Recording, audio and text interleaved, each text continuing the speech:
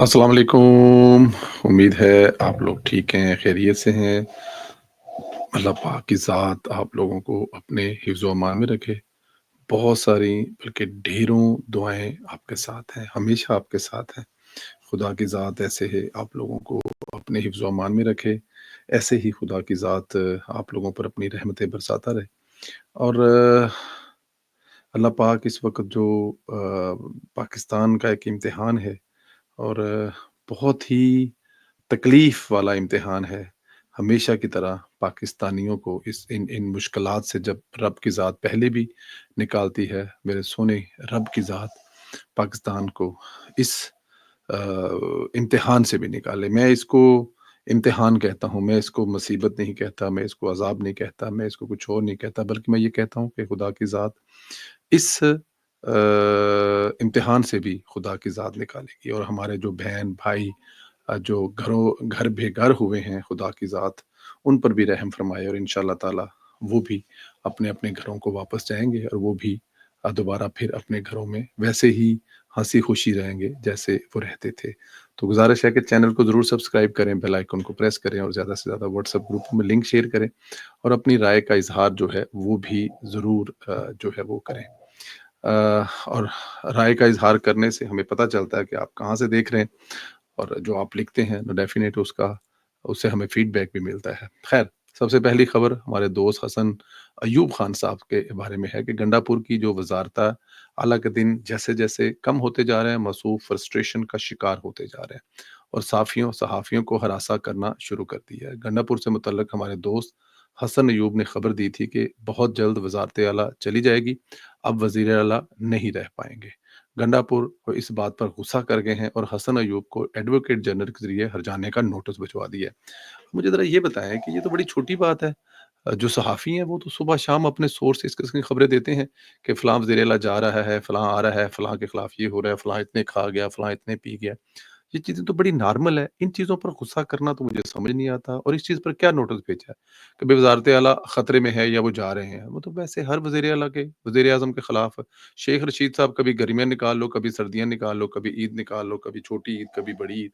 हमेशा ये कहा करते थे तो क्या उनके खिलाफ कोई नोटिस भिजवा देगा कि ह ये कह रहा है कि अगली ईद तक हम फ़ारिग हो जाएँगे। ख़ैर इतनी सी बात पर गुस्सा करना मेरे ख़्याल में जायज़ नहीं है। मासूफ़ लगता ये है कि वाक़ई जाने वाले हैं, वरना वो ऐसा काम ना करते और ऐसी बातें तो रोज़ाना नॉर्मल होती हैं। ख़ैर हसन अय्यूब साहब जो हैं, वो भी डट गए हैं। वो ये कह रहे हैं कि ये नोटिस तो पहली समात में ही बढ़ जाएगा और जब तक समात होनी है, तब तक गंडापुर साहब की वज़ारत आला भी चली जानी है। मतलब कि हसन जो है वो भी अपनी खबर पे भी कायम है और वो अपनी शरारत से बाज़ भी नहीं आ रहा। फिर हसन अय्यूब का कहना है कि गंडापुर के लिए पैगाम यही है कि मैं इसकी अब वज़ारत खाकर ही रहूँगा।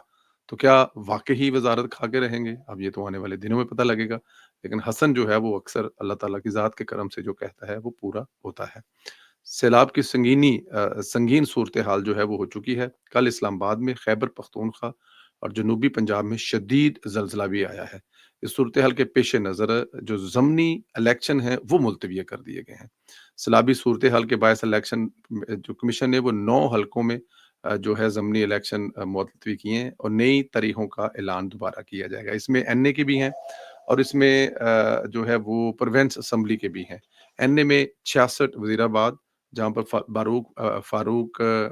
बिलाल फ़ारूक तारड़ साहब जो इलेक्शन लड़े थे। एनए 96 फैसलाबाद से भी, एनए 104 फैसलाबाद, एनए 129 जहाँ से हाफ़िज़ नुमान साहब इलेक्शन लड़े थे, NA 143 Sahiwal, PP 73 Sargodha, PP 87 Mianwali, PP 98 Faisalabad और पीपी 203 साहिवाल शामिल है। तो इन हलकों में जो है इलेक्शन जो है वो ज़ाहिर है सूरत-ए-हाल जो इस वक़्त बनी हुई है, उसमें वाक़ई ही इलेक्शन का होना समझ से बाहर है और ना ही ये मुमकिन है और ना ही मेरे ख़्याल में किसी भी तरह से ये सूट करता है। तो इन तमाम हलकों में जो है वो इलेक्शन मुअत्तल कर दिए गए हैं और अगली तारीख का ऐलान भी नहीं किया गया। तो ये असेंबली की सीटें जो हैं वो खाली रहेंगी और इस वक़्त जो करोड़ रुपए जो कैंडिडेट हैं वो लगा चुके हैं, उनके फ़िलहाल के लिए जो है वो कर लिए मेरे ख़्याल है लेकिन ये कॉर्नर मीटिंग्स और इस किस्म की चीज़ें वहाँ पर चलती रहेंगी क्योंकि घर पे बैठने वाला कोई भी नहीं है, क्योंकि घर पे इसलिए नहीं बैठेंगे कि अब जो लोग हैं वो तो ज़ाहिर है लोगों का एक माहौल चल रहा है, वो तो बना ही रहेगा। आज तारीख का ऐलान हो जाए, कल तारीख का ऐलान हो जाए, تو وہ انہوں نے مطلب کہ کرنا ہی کرنا ہے۔ میرا نہیں خیال کہ جو الیکشن کمیشن جو ہے ان کی تاریخ کا ویٹ کرنے کے چکر میں وہ ویٹ کریں گے، وہ ہلکا-پھلکا لگے رہیں گے۔ وہ ہمارے ویسے بھی کلچر کا حصہ ہے، جو الیکشن ہے وہ کہیں نہیں جاتا۔ ادھر شہباز شریف صاحب جو ہیں، وہ اپنے کامیاب دورے کے بعد جو ہیں وہ واپس چین سے آ چکے ہیں۔ ان کو واپسی پر بھی ویسا ہی پروٹوکول ملا ہے جیسا ان کو جاتے ہوئے پروٹوکول ملا تھا۔ واپسی سے قبل شہباز شریف نے اہم ترین خطاب کیا۔ اختتام سے قبل وزیراعظم نے بیجنگ میں دوسری بی ٹو بی کانفرنس سے خطاب کیا۔ بی ٹو بی کانفرنس کا مطلب چائنا اور پاکستان دونوں ممالک کے انڈسٹریز ایک دوسروں کے ساتھ کاروبار کریں گے۔ اب اندازہ کریں ذرا کہ پاکستان کی انڈسٹری اور چائنا کی انڈسٹری آپس میں ایک دوسرے کے ساتھ کام کریں گے۔ یہ کسی بھی طرح سے چھوٹی چیز نہیں، یہ بہت بڑی چیز ہے۔ اس کو صرف آپ لوگ اس چیز کو دیکھیں کہ اگر دونوں کنٹریز ساتھ میں کام کرتے ہیں اور اس سے پاکستان کی انڈسٹری کو بوم ہوگا، پاکستان کی انڈسٹری کس طرح اوپر جائے گی۔ بی ٹو بی کا مطلب ہی بزنس ٹو بزنس ہوتا ہے۔ اسی لیے وزیر اعظم نے آج کہا کہ پاکستان کو مضبوط اور متحرک معیشت بنانے کے لیے صنعتی و زرعی ترقی ضروری ہے۔ اس کے لیے ہمیں آپ کی مہارت، ٹیکنالوجی اور تجربے کی ضرورت ہے۔ محنت اور تعاون کے ذریعے ہم یہ ہدف حاصل کر سکتے ہیں۔ میں آپ سب کاروباری اداروں اور سرمایہ کاروں کو یقین دلاتا ہوں کہ پاکستان مشترکہ منصوبوں اور تعاون کے لیے مکمل طور پر تیار ہے۔ اس تعاون کی یقین دہانی ایس آئی ایف سی کی بنیاد پر کرائی گئی ہے، اور S I F C field marshal اور وزیر اعظم کا برین چائلڈ ہے۔ اس ادارے کا مقصد ہی غیر ملکی سرمایہ کاریوں کو سہولت فراہم کرنا ہے، رکاوٹیں دور کرنا ہے جو پہلے ہوا کرتی تھی۔ ون ونڈو کے تحت سرمایہ کار آسان سرمایہ کاری کر سکتا ہے۔ میرے چینی دوستوں، میں چاہتا ہوں کہ چین کے لیے اس کا کامیاب ماڈل پاکستان میں نافذ کیا جائے۔ اب مطلب وزیر اعظم صاحب جو ہیں وہ امداد نہیں مانگ رہے، وہ پیسے نہیں مانگ رہے، اب وہ قرضہ نہیں مانگ رہے، بلکہ وہ B to business to business کام کرنے کے لیے چائنا کے ساتھ بات کر رہے ہیں، اور وہ کہہ رہے ہیں کہ جو چائنا کا کامیاب ترین ماڈل ہے وہی پاکستان میں نافذ کیا جائے۔ گزشتہ سال صدر شی جن پنگ سے ملاقات میں نے اعتراف کیا کہ وہ ایک دور اندیش رہنما ہے جنہوں نے صرف چین کو ترقی دی بلکہ 70 کروڑ لوگوں کو غربت سے نکال کر خوشحالی دی، دنیا بھر میں روزگار کے موقع پیدا کیے۔ یہی مشترکہ تقدیر اور کثیر یکجہتی جو ہے طرز عمل کی بہترین مثال ہے۔ وزیر اعظم شہباز شریف کا بیجنگ میں دوسری بی ٹو بی سرمایہ کانفرنس سے خطاب ہے۔ وزیر اعظم اور فیلڈ مارشل کے اس دورہ چین کی ایک اور بڑی خاصیت یہ ہے کہ چینی صدر سے ملاقات میں سی پیک 2.0 کی منظوری اور مثبت پیش رفت، مطلب کہ جو فیز 2 ہے اس کی مثبت پیش رفت ہے۔ سی پیک 2 کے لیے وزیر اعظم نے آج چینی سرمایہ کاروں سے خطاب میں کہا کہ یہ میرا خواب ہے اس عمل میں بدلا جائے۔ میں چین کی بھرپور تعاون کی امید رکھتا ہوں۔ چینی سرمایہ کاروں کے لیے دروازے کھلے ہوں گے، ان کے مسائل کا فوراً حل کیے جائیں گے، تمام رکاوٹیں دور کی جائیں گی۔ یہی میرا مشن ہے اور سی پیک 2 کا مقصد بھی ہے۔ وزیر اعظم اور فیلڈ مارشل کا یہ مشن ہی بھارت کے لیے اب ڈراؤنا خواب ہے، اس لیے بلوچستان میں دہشت گردی اور پراکسس کو بڑھاوا دینا شروع کر دیا ہے۔ وزیر اعظم نے کہا کہ یقیناً کچھ رکاوٹیں اور تاخیر آتی ہیں، لیکن میں اپنے چینی بھائیوں اور بہنوں کو یقین دلاتا ہوں کہ پاکستان میں سرمایہ کاری کو آسان بنانے کے لیے فوری فیصلے ہوں گے۔ مثال کے طور پر اسلام آباد میں سرمایہ کاری کا مسئلہ مہینوں سے حل نہیں ہو رہا، جسے ہم نے 24 گھنٹوں میں حل کر لیا۔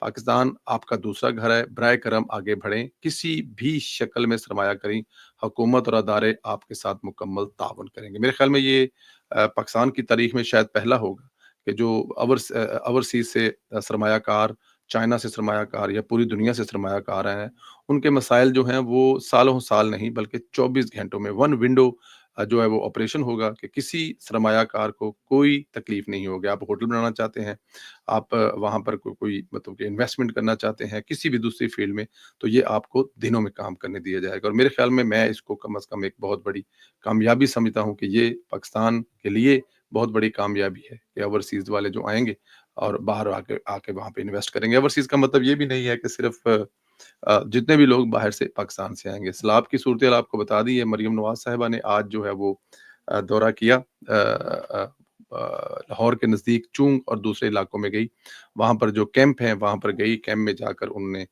جو وہ لوگ وہاں پر ہیں جن لوگوں نے وہاں پر، آپ اس کو پناہ بھی کہہ سکتے ہیں، آپ اس کو شیلٹر بھی کہہ سکتے ہیں، ان لوگوں سے ملی، ان بچوں سے ملی، بچوں کے ساتھ وقت گزارا، بچوں کے ساتھ دیکھیں میں ہر روز یہ جو مریم نواز کی یہ والی ادا ہے نا، ہر ہر دن ہی وہ دل جیتتی ہے، کہ مریم نواز جو آتی ہے، بچوں کے ساتھ بات چیت کرتی ہے، بچوں کے ساتھ بیٹھتی ہیں، ان کے ساتھ چاکلیٹ، پھل اور بہت ساری دوسری چیزیں وہاں پر جو لوگ آئے ہوئے تھے جنہوں نے یہ شکایت کی، جنہوں نے یہ کمپلین کی، جنہوں نے شکایت کمپلین تو نہیں کہہ سکتے کہ انہوں نے یہ بتایا کہ ہمارا سب کچھ ہی پانی میں بہہ گیا۔ تو مریم نواز ان سے پوچھتی ہے کہ آپ کرتے کیا تھے؟ کوئی بتاتا ہے میں مزدور ہے، کوئی بتاتا ہے میں مستری ہوں، کوئی بتاتا ہے کہ میرا چھوٹا-موٹا کام کاروبار ہے، دکان ہے۔ تو مریم نواز کو سب کو یہی کہہ رہی ہیں کہ انشاءاللہ تعالی ہم آپ کا نقصان بھی پورا کریں گے، آپ کا جو گھر ہے وہ بھی بنانے میں مدد کریں گے، آپ کا جو کام کاروبار ختم ہوا ہے اس میں بھی آپ کی ہیلپ آؤٹ کریں گی۔ دیکھیں ریاست جب اپنے لوگوں کے پاس پہنچتی ہے، ریاست جب اپنے لوگوں کے ساتھ کھڑی ہوتی ہے، لوگوں کو ہمت اور حوصلہ ملتا ہے، اور یہی ہمت اور حوصلہ مریم نواز جو ہیں وہ دینے لوگوں کے پاس جاتی ہیں۔ ڈیفینیٹ آپ بارش کے آگے جو ہے وہ خدا کی ذات کو کوئی چیلنج نہیں کر سکتا، لیکن آپ یہ تو کر سکتے ہیں کہ جو بارش سے متاثرہ لوگ ہیں، آپ کو پتہ ہے کہ 2 لاکھ سے زیادہ لوگوں کو ریسکیو کیا گیا ہے، اور 2 لاکھ لوگوں کو خالی ریسکیو نہیں کیا گیا، ان کے ساتھ ان کے جو مال مویشی ہیں ان کو بھی ریسکیو کیا گیا ہے، اور ان کے لیے خشک چارے کا بھی انتظام کیا جا رہا ہے۔ پوری کی پوری پنجاب کی بیوروکریسی ہے جو وہ حقیقت میں حرکت میں ہے، اور وہ ہر جگہ پہ موجود ہے۔ پچھلے دنوں ایک سرکاری آفیسر جو ہیں، وہ جو لیول آف سٹریس تھا اس سے اس کو برداشت نہ کر پاتے ہوئے دنیا سے جو ہے وہ کوچ کر گئے ہیں۔ تو اللہ پاک انشاءاللہ تعالی کرم کرے گا۔ ریاست جب اپنے لوگوں کے ساتھ کھڑی ہوگی ہے تو خود بخود ہی چیزیں ٹھیک ہوں گی۔ مریم نواز کو بھی خدا کی ذات جو ہے وہ ہمت دے، حوصلہ دے، اور پنجاب کے لوگوں کو بھی ہمت اور حوصلہ دے۔ انشاءاللہ تعالی اس مشکل وقت سے ہم ضرور نکلیں گے۔ اللہ پاک آپ کو اپنے حفظ و امان میں رکھے۔ دعائیں ہمیشہ آپ کے ساتھ ہیں۔ خوش رہیں، آباد رہیں۔ اگلے ویڈیو میں پھر ملاقات ہوگی۔ اپنی رائے کا اظہار ضرور کریں۔ پاکستان زندہ باد، ہمیشہ زندہ باد۔